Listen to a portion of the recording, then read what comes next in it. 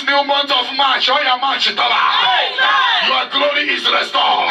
Your power is restored. Your anointing is restored. Your grace is restored. In this moment of March, you are going to be a light to the nation. A house built on a great mountain cannot be hidden. I prophesy, you cannot be hidden anymore. You cannot be hidden anymore. You cannot be hidden anymore. From now, you shall not be hidden. I decree, early day, this is early hour, early minute of the new month of March. This March will favor you. Every second, every minute, every hour of this new month will favor you. We favor you. You will not bury your loved one.